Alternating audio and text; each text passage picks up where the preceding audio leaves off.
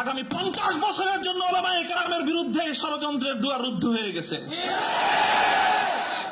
আপনারা যদি এই ধরনের ষড়যন্ত্র করতে থাকেন, জাতি আবার নতুন করে বলবে, এতদিন বলতো ইউসুফ আলাইহিস সালামের বিরুদ্ধে যে ষড়যন্ত্র করছে, মামুনুল হকের বিরুদ্ধে সেই ষড়যন্ত্র, সামনে বলবে মামুনুল হকের বিরুদ্ধে যে ষড়যন্ত্র হয়েছিল, আব্দুল্লাহর বিরুদ্ধে সেই ষড়যন্ত্র।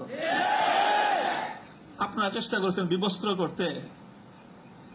করতে চেষ্টা করেছেন, তবে একটা জিনিস ভালো করেছেন, আপনারা যেই কেসটাকে বিবস্ত্র করার জন্য বেছে নিয়েছেন সেই কেসটা ছিল খুব দুর্বল।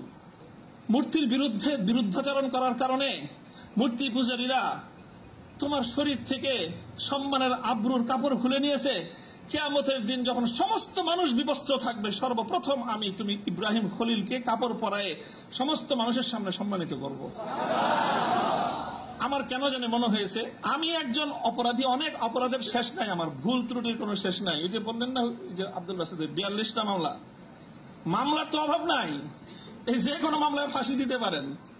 খলিল ইব্রাহিম আলাইহিস সালাতু ওয়াস সালামকে যখন এই মূর্তি বিরোধী আন্দোলনের, মূর্তি বিরোধী কার্যক্রমের পরিণামে নমরুদ কি করেছিল? অগ্নিকুণ্ডে নিক্ষেপ করেছিল। এটা তো সবাই জানি আমরা। কিন্তু অগ্নিকুণ্ডে নিক্ষেপ করাটা এটা নমরুদের প্রধান শাস্তি ছিল না। নমরুদ ইব্রাহিম আলাইহিস সালাম থেকে যে প্রতিশোধটা গ্রহণ করেছিল সেটা কিন্তু প্রধান এটা ছিল না যে নাকি কি করেছে, আগুনে নিক্ষেপ করেছে। আরে খলিল ইব্রাহিমকে আগুনে নিক্ষেপ করে আর কি প্রতিশোধ নিবে?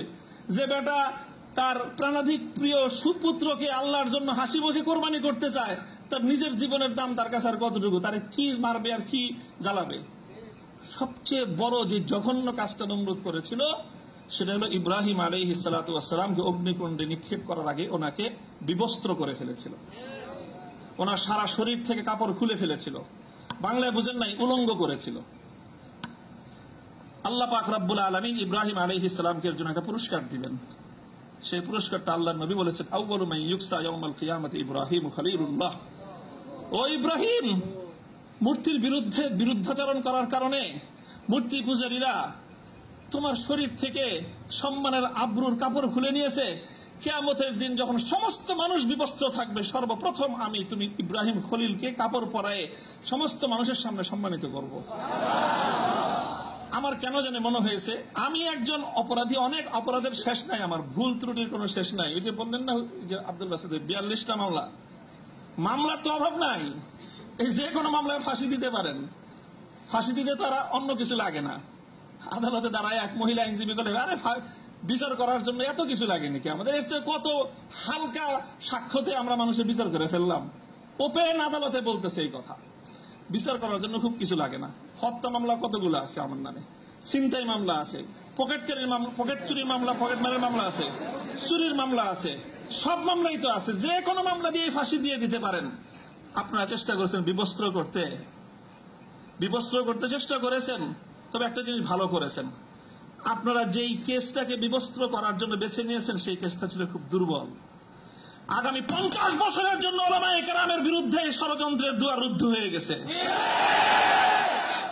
আপনারা যদি এই ধরনের ষড়যন্ত্র করতে থাকেন, জাতি আবার নতুন করে বলবে, এতদিন বলতো ইউসুফ আলাইহিস সালামের বিরুদ্ধে যে ষড়যন্ত্র করছে, মামুনুল হকের বিরুদ্ধে সেই ষড়যন্ত্র, সামনে বলবে মামুনুল হকের বিরুদ্ধে যে ষড়যন্ত্র হয়েছিল, আব্দুল্লাহর বিরুদ্ধে সেই ষড়যন্ত্র।